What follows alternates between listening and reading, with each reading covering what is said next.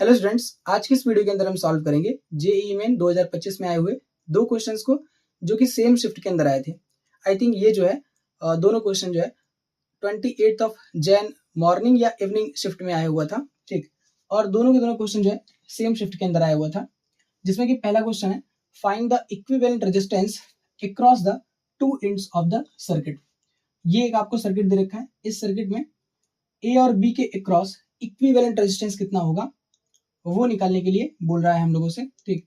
और ये रहे इसके ऑप्शंस। ऑप्शन नंबर फर्स्ट है आर, सेकंड है आर बाई 9, थर्ड है आर बाई 6 और फोर्थ है आर बाई 3। देखिए ये जो अपने पास क्वेश्चन है इसको हम किस मेथड से सॉल्व करते हैं, तो पोटेंशियल मेथड हम यहाँ पे यूज करते हैं। पोटेंशियल मेथड क्या है अगर आपने पढ़ा होगा तो जानते होंगे, नहीं तो मैं यहाँ पे बताता हूँ। देखिएगा, जैसे यहाँ पे ए और बी नहीं दिया हुआ था क्वेश्चन में, मैंने यहाँ पे ए और बी नाम जो है रख लिया अपने से। देखिएगा, तो हम क्या करेंगे, जिसके अक्रॉस हमसे इक्विवेलेंट रेजिस्टेंस की बात कर रहा है, ये पूछ रहा है हमसे, है ना। तो उसके अक्रॉस हम क्या करेंगे, एक इमेजिनरी बैटरी कनेक्ट कर देंगे। तो यहाँ पे हमने क्या करा, एक इमेजिनरी बैटरी कनेक्ट कर दिया कुछ इस तरीके से, ठीक, कुछ इस तरीके से। अब यहाँ पे क्या करेंगे, ये है अपने पास, ये अपने पास जो छोटा वाला है वो निगेटिव टर्मिनल होता है और जो बड़ा वाला है वो पॉजिटिव टर्मिनल होता है, ठीक है। यहाँ पे लिखेंगे हम क्या चीज, V, जो इस टर्मिनल का जो पोटेंशियल होगा उसको हम लिखेंगे V, और इस छोटे वाले टर्मिनल का यानी निगेटिव टर्मिनल का जो पोटेंशियल होगा उसको लिखेंगे 0। देखिए पोटेंशियल मेथड क्या कहता है कि जब तक इसके रास्ते में, जब तक इस कनेक्टिंग वायर के रास्ते में कोई सा एलिमेंट नहीं आएगा, मतलब कोई सा रजिस्टर वगैरह, कोई सा कैपेसिटर वगैरह अगर नहीं आता है, कोई सा इंडक्टर वगैरह अगर नहीं आता है, ठीक, तब तक क्या होगा, जो पोटेंशियल रहेगा वो लगातार सेम रहेगा, ठीक है। तो यहाँ पे क्या होगा, अगर पोटेंशियल V है तो ये पोटेंशियल लगातार ट्रांसफर होता जाएगा होता जाएगा होता जाएगा होता जाएगा होता जाएगा। यहाँ पे भी पोटेंशियल कितना होगा, V होगा, ठीक। और फिर ये पोटेंशियल जब यहाँ से यहाँ आना चाहेगा तो इसके रास्ते में क्या हुआ, यहाँ का पोटेंशियल V है पर यहाँ का पोटेंशियल क्या V होगा, तो बिल्कुल नहीं, ठीक। क्यों, क्योंकि यहाँ पे बीच में क्या आ गया, एक रजिस्टर आ गया, ठीक, जिसका रेजिस्टेंस R/3 है। तो अब यहाँ का जो पोटेंशियल है वो यहाँ ट्रांसफर नहीं हो सकता। पर यहाँ देखिए, ये जो कनेक्टिंग वायर है यहाँ पे कोई एलिमेंट नहीं है, तो क्या होगा, यहाँ का जो पोटेंशियल है, यानी यहाँ का पोटेंशियल आया था V यहाँ पे, अब यहाँ का पोटेंशियल उठ करके कहाँ चला जाएगा, इस जगह पे। तो यहाँ का पोटेंशियल भी कितना हो जाएगा, V हो जाएगा, ठीक है। अब देखिए ये जो अपने पास नेगेटिव टर्मिनल है वो कनेक्टेड है किससे, B के साथ। अगर ये B के साथ कनेक्टेड है, अगर ये B के साथ कनेक्टेड है, अगर ये B के साथ कनेक्टेड है, तो यहाँ पे क्या होगा, जो पोटेंशियल है वो 0 हो जाएगा। अब 0 पोटेंशियल है, 0 पोटेंशियल है, यहाँ भी कितना होगा, फिर 0 होगा, क्योंकि कोई एलिमेंट अभी तक नहीं आया हुआ है। लेकिन जैसे ही यहाँ पे बढ़ेंगे तो यहाँ क्या आ गया, एक रजिस्टर आ गया, इसलिए यहाँ का जो पोटेंशियल है 0 वो यहाँ पे ट्रांसफर नहीं हो पाएगा, ठीक है। तो यहाँ का पोटेंशियल पहले से कितना आया है, V आया है पोटेंशियल मेथड से। अब यहाँ का ये ट्रांसफर नहीं हो सकता, कोई बात नहीं, पर यहाँ देखो नीचे इस वाले कनेक्टिंग वायर के अंदर, इस वाले कनेक्टिंग वायर के अंदर कोई सा एलिमेंट नहीं आ रहा है, तो लगातार पोटेंशियल ट्रांसफर होता जाएगा होता जाएगा होता जाएगा और लास्ट में यहाँ पे कितना आएगा, 0, ठीक है। अगर यहाँ का पोटेंशियल 0 तो फिर यहाँ का पोटेंशियल भी कितना हो जाएगा, 0 हो जाएगा। अब ध्यान से देखिए, तो ये वाला जो रजिस्टर है उसके इस वाले रजिस्टर के अक्रॉस जो पोटेंशियल डिफरेंस है वो कितने का है, V - 0 पोटेंशियल डिफरेंस V का है, और यहाँ पे भी कितने का है, V का है, और यहाँ पे भी कितने का है, V का है। हर जगह पोटेंशियल डिफरेंस कितने का है, V का है ना। यहाँ पे भी V, यहाँ पे भी V, और यहाँ पे भी कितना है, V। पोटेंशियल डिफरेंस V का है। ध्यान से देख लो, यहाँ का पोटेंशियल V, यहाँ का 0, यहाँ का V, यहाँ का 0, यहाँ का V, यहाँ का 0। तो इस केस में तीनों जो अपने पास रजिस्टर्स हैं ये कुछ इस तरीके से कनेक्ट किए जा सकते हैं, ऐसे, ठीक, इस तरीके से। यहाँ पे क्या लिख देंगे, V, और यहाँ पे क्या लिख देंगे, 0। ये पॉजिटिव टर्मिनल और ये निगेटिव। देखो अब क्या होगा, यहाँ का पोटेंशियल होगा वो कितना होगा, V, और यहाँ का जो पोटेंशियल होगा वो कितना होगा, 0। इस तरीके से R/3 और ये R/3 तीनों जो रजिस्टर्स हैं इन सभी के अक्रॉस कितना कितना पोटेंशियल डिफरेंस हो गया। तो यहाँ पे भी V का पोटेंशियल डिफरेंस है, यहाँ पे भी V का पोटेंशियल डिफरेंस है, और यहाँ पे भी कितना है, V का पोटेंशियल डिफरेंस है। इस तरीके से हमें पता चल गया कि जो ये सर्किट है, इस सर्किट में जो रेजिस्टर्स लगे हुए हैं वो किस में लगे हुए हैं, पैरेलल में लगे हुए हैं, ठीक है। और जो पैरेलल में लगा होता है तो इक्विवेलेंट रेजिस्टेंस का फॉर्मूला होता है 1/Req = 1/R1 + 1/R2 + 1/R3। तो यहाँ पे क्या होगा, R की जगह पे कितना है, R/3, तो हम क्या लेंगे यहाँ पे 1 by R divide by 3 plus 1 divide by R divide by 3, यहाँ पे plus 1 divide by R divide by 3। यहाँ पे क्या होगा 1 divide by R eq is equal to, ये 3 जाएगा ऊपर तो 3 डिवाइड बाई कितना आएगा r plus 3 divide by r plus 3 divide by r. अब बस इसको सॉल्व कर लेना है, आंसर आ जाएगा। तो are eq is equal to कितना आएगा, ये अपने पास 3 3 3, तीनों को ऐड कर सकते हैं, ठीक है। या हम क्या करें, तीनों को बाहर निकाल लें यहाँ पे, ठीक, 3 को 3 को 3 को, ये सिंपल तरीके से क्या कर ले भैया, 3 डिवाइड बाई आर को बाहर निकाला तो कितना बचा 1 प्लस 1 प्लस 1। चाहते तो हम सीधे ऐसे ऐड कर सकते थे, इसको x मान लेते, तो ये x और ये x, तो ऐड करेंगे तो कितना आ जाएगा 3x। तो यहाँ पे 1 divide by r, 1 divide by, यहाँ पे चेक कर लेते भैया तो पता ना दिख रहा हो नीचे, तो 1 divide by r equal is equal to कितना आ जाएगा 3 डिवाइड बाई आर इंटू क्या चीज 1 प्लस 1, यानी इतना कितना आ जाएगा 3, तो 3 3 से कितना होगा 9, तो 9 डिवाइड बाई कितना आएगा आर, ये आ जाएगा 9 डिवाइड बाई आर, ठीक।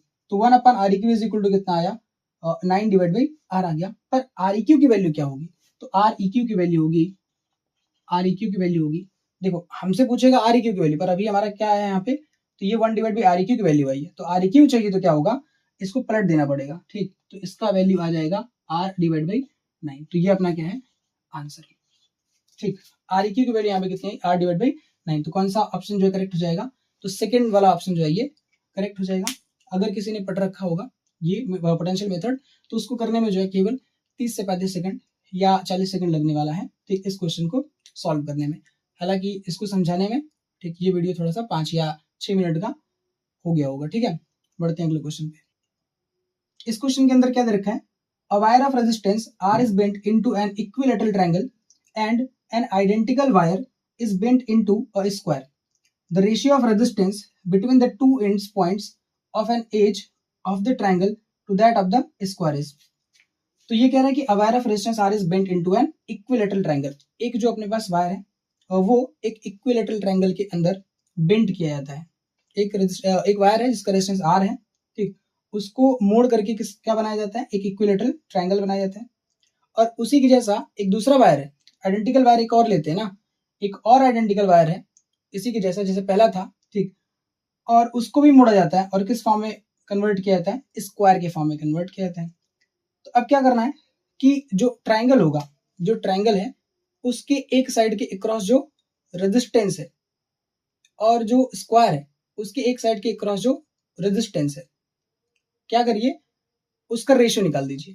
ट्रायंगल के एक साइड के अक्रॉस जो इक्विवेलेंट रेजिस्टेंस होगा उसके साथ किसका रेशियो निकालना है, तो जो स्क्वायर है उसके एक साइड के अक्रॉस जो रेजिस्टेंस होगा इक्विवेलेंट रेजिस्टेंस होगा उसका जो क्या करना है रेशियो निकालना है। ध्यान से देखिए, तो यहाँ पे क्या दे रखा है, एक वायर, ठीक, जिसका रेजिस्टेंस कितना R, और ऐसा ही दूसरा एक आइडेंटिकल वायर जिसका रेजिस्टेंस भी कितना है R है। इसको कन्वर्ट किया जाता है किसके अंदर, तो इसको कन्वर्ट किया जाता है इक्विलैटरल ट्रायंगल के अंदर। इक्विलैटरल ट्रायंगल का जो स्पेशलिटी है वो क्या है, तो इक्विलैटरल ट्रायंगल के सभी साइड्स क्या होते हैं, सेम होते हैं। ये L का है, ये भी L का होगा और ये भी कितने का होगा, L का होगा। हमें इससे मतलब नहीं है, हमें केवल इतने से मतलब भैया कि अगर सभी साइड सेम है, अगर सभी साइड सेम है तो जो रेजिस्टेंस है वो बदलेगा किसमें, 3 पार्ट में टूट जाएगा, ठीक। ये अपने पास पूरा R था, इसी का एक छोटा पार्ट होगा, जैसे मान के चलो ये और ये, तो ये कितना होगा R/3 और ये कितना होगा R/3 और ये कितना होगा R/3। तो इसका जो रेजिस्टेंस होगा वो कितना होगा R/3, इसका रेजिस्टेंस कितना होगा R/3 और इसका रेजिस्टेंस कितना होगा R/3 होगा, ठीक। यहाँ पे अगर चाहे तो सिंबल भी बना सकते हैं, ये अपने पास रेजिस्टेंस, ठीक, ये अपने पास रेजिस्टेंस और ये अपने पास रेजिस्टेंस। सॉल्व करने के लिए इसको बहुत इजी तरीके से सॉल्व कर सकते हैं, ठीक, 45 से 40 सेकंड के अंदर या 1 मिनट के अंदर, ठीक। वैसे तो 45-40 सेकंड बहुत है, पर यहाँ समझाने में टाइम लगेगा, ठीक है। देखिए एक अपने पास स्क्वायर है, अब ये जो स्क्वायर है, ठीक, ये जो स्क्वायर है थोड़ा ज्यादा बड़ा बन जा रहा है यहाँ पे, ठीक, ये स्क्वायर। अब इस स्क्वायर की जो साइड्स हैं, पता है कि स्क्वायर की सभी साइड्स क्या होती हैं, सेम होती हैं। अगर सभी साइड सेम है तो मटेरियल सेम होने की वजह से क्या होगा, इनका रेजिस्टेंस भी क्या होगा, सेम होगा। पर ये 4 पार्ट में टूटा है तो यहाँ पे क्या होगा 1 2 और ये 3 और 4, तो इसका जो रेजिस्टेंस है टोटल का कितना था, टोटल वायर का रेजिस्टेंस R था, तो अगर 4 पार्ट में अगर डिवाइड कर दिया है तो R/4 हो जाएगा इसका, है ना। एक एक जो यहाँ पे पार्ट है इन सभी पार्ट्स का क्या होगा, ईच पार्ट का जो रेजिस्टेंस है वो R/4 और R/4 होगा, ठीक। तो यहाँ पे जो रेजिस्टेंसेस आएंगे वो कितने कितने आएंगे, R/4 R/4 और यहाँ पे कितना होगा R/4।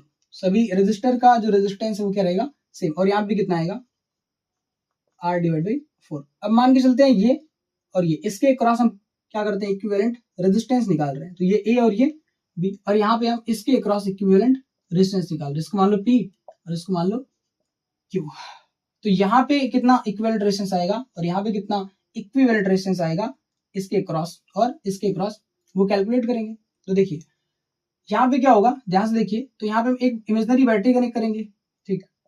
इमेजिनरी बैटरी कनेक्ट करेंगे तो क्या होगा, यहाँ से करंट फ्लो कराएंगे, तो क्या होगा, ये करंट ऊपर की तरफ जाएगा, ये करंट जब यहाँ पे जाएगा तो क्या होगा, कुछ करंट इधर चला जाएगा और कुछ करंट इस साइड चला जाएगा।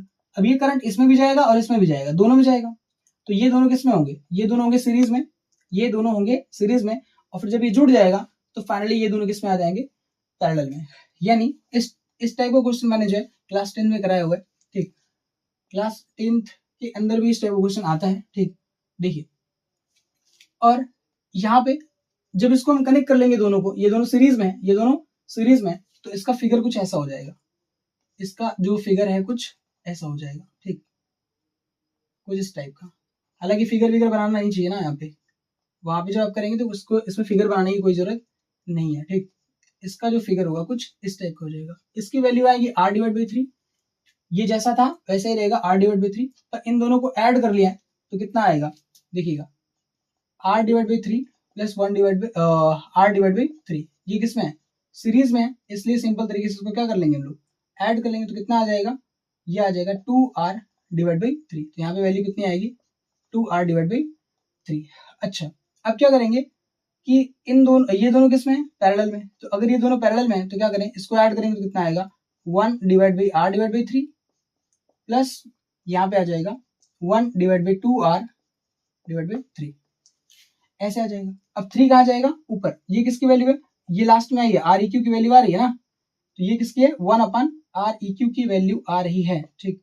तो 1/Req इज इक्वल टू, ये 3 जाएगा ऊपर, डिवाइड बाई क्या, R, प्लस 3 जाएगा ऊपर और ये डिवाइड बाई क्या, 2R।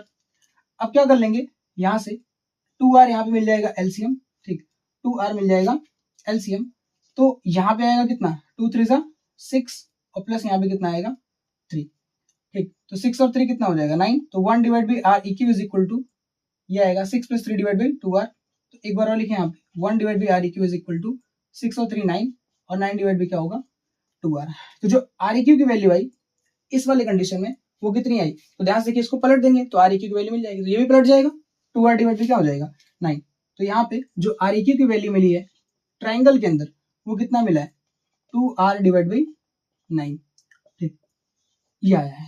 तो अभी आंसर नहीं आ गया, अभी क्या आया, केवल Req की वैल्यू आई है, Req की वैल्यू आई है इसकी, तो ट्राइंगल के एक साइड के अक्रॉस जो Req की वैल्यू है वो 2R डिवाइड बाई 9 निकल करके आई है, ठीक है। ये अब इसको अपने पास रखेंगे, ऐसे ही करके क्या करेंगे, इसका भी हम जो है इक्विवेलेंट रेजिस्टेंस निकालेंगे, ठीक, इसके अक्रॉस भी।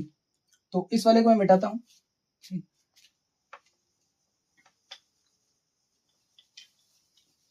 देखिए यहाँ पे अभी अपने पास स्क्वायर है, तो स्क्वायर के इस वाले एंड के बाद इस वाले साइड के अक्रॉस जो इक्विवेलेंट रेजिस्टेंस होगा उसकी वैल्यू कैसे निकालेंगे, ध्यान से देखिएगा, ये और ये तीनों किसमें होंगे, सीरीज में। क्यों, एक इमेजिनरी बैटरी अगर यहाँ पे लगाएं तो यहाँ से करंट जाएगा, कुछ करंट इधर कुछ करंट इधर, तो ये सारा का सारा करंट क्या होगा, मतलब यहाँ पे जो करंट जाएगा वो तीनों रेजिस्टर से पास होगा, और जब सेम करंट पास करता है तीनों रेजिस्टर से तो हम कहते हैं कि भैया तीनों रेजिस्टर किसमें है, तीनों रेजिस्टर सीरीज में। तो ये और ये किसमें होंगे, सीरीज में। तो फटाक से इसको हम ऐड करते हैं, R divide by 4 plus R divide by 4 plus R divide by 4, तीनों को ऐड करेंगे कितना आएगा, 3R डिवाइड बाई 4 आ जाएगा, ठीक। तो ये हो गया सीरीज में कनेक्ट करने के बाद इसकी वैल्यू। अच्छा, ये बचा हुआ है, तो लास्ट में जो इसका शेप बनेगा, ठीक, इसका जो फिगर बनेगा कुछ इस तरीके का बनेगा, ठीक, यहाँ पे कितना आएगा r डिवाइड बाई 4, ये a और ये b, और यहाँ पे कितना आएगा 3r डिवाइड बाई 4। अब इन दोनों को क्या कर लेना है हम लोग, इन दोनों को हमें क्या कर लेना है, ऐड। ये है किसमें, ये पैरेलल में है। अगर पैरेलल में है तो क्या करेंगे, आर इक्यू की वैल्यू निकालेंगे ऐसे, 1 upon R eq is equal to 1 divide by 3r, 1 divide by 1 whole divide by कितना 3r डिवाइड बाई 4, और प्लस यहाँ पे कितना 1 divide by r divide by 4। अब क्या करेंगे, यहाँ पे ये जो 4 है वो ऊपर जाएगा, तो 1 by R eq is equal to 4 divide by कितना 3r, प्लस यहाँ पे कितना होगा 3r, प्लस ये 4 डिवाइड बाई कितना r हो जाएगा। अब यहाँ पे क्या होगा 3r एलसीएम होगा, ठीक, तो यहाँ पे 3r क्या कर लेंगे, एलसीएम ले लेंगे, और ये कितना आएगा, ये कितना आएगा, तो यहाँ पे आ जाएगा, ये तो रहेगा 4 ही, पर ये यहाँ पे कितना होगा, यहाँ पे कितना होगा, तो 4 3 12 आ जाएगा। ठीक, तो ये आएगा 1 divide by R eq is equal to 4 plus 12 divide by 3r। तो अब क्या करेंगे, आर इक्यू की वैल्यू हम लोगों को चाहिए स्क्वायर के अंदर, तो क्या करेंगे आर इक्यू को पलट देंगे, तो आर इक्यू बराबर कितना आ जाएगा, R eq is equal to 3r whole divide by कितना 12 और 4, यहाँ पे आ जाएगा 16। ये फ्रेम में आ रहा है नहीं, तो नहीं आ रहा है, ठीक, तो यहाँ पे क्या होगा, आर इक्यू की वैल्यू यहाँ लिख देता हूं मैं, आर इक्यू बराबर 3r डिवाइड बाई कितना 16। तो यहाँ पे कितना आया आर इक्यू की वैल्यू 2r डिवाइड बाई 9, यहाँ पे कितना है 3r डिवाइड बाई 16। अब क्या करना है, रेशियो निकालना है, ट्रायंगल और ट्रायंगल के एक साइड के अक्रॉस जो रेजिस्टेंस आया है उसके साथ किसका, स्क्वायर के एक साइड के अक्रॉस जो इक्विवेलेंट रेजिस्टेंस आया है उसका। तो हम क्या करेंगे, कुछ नहीं, ये डिवाइड बाई मतलब ये वाला जो रेजिस्टेंस है आर इक्यू डिवाइड बाई क्या चीज, ये कर देंगे तो आंसर हमें मिल जाएगा। मैं इसको मिटा देता हूँ, ठीक, क्वेश्चन सॉल्व हो गया है। ठीक, यहाँ पे कितना आएगा, तो 2r जो रेशियो आएगा वो कितना आएगा, ratio 2r divide by 9 whole divide by कितना 3r डिवाइड बाई कितना 16। अब ये इसी को हमें क्या कर देना है, बस सॉल्व कर देना है। तो ये कैसे सॉल्व होगा, 2r divide by 9 multiplied by ये 16 जाएगा ऊपर और यहाँ पे 3r रहेगा नीचे, तो r से r क्या होगा, कैंसिल, r से r कैंसिल हो जाएगा, ये स्मॉल r रहेगा, ठीक, और r से r क्या हो जाएगा, स्मॉल r नहीं कैपिटल r रहेगा, ठीक, कैपिटल r, और यहाँ पे कितना रहेगा भैया कैपिटल r, तो r से r क्या हो जाएगा, कैंसिल हो जाएगा। ठीक, कहाँ कहाँ मैंने मिस्टेक कर दिया, यहाँ पे मिस्टेक कर दिया, ये रहेगा कैपिटल r। ठीक, तो r से r क्या होगा, कैंसिल, तो 16 का मल्टीप्लाई करेंगे 32 डिवाइड बाई 9 का करेंगे 3 के साथ 27, तो दिस इज योर आंसर। तो कितना आंसर आ गया यहाँ पे, कौन सा वाला ऑप्शन सही होगा, तो ये 32 divide by 27 is the correct option. इसको आप जो है इस तरीके से सॉल्व कर सकते थे, है ना।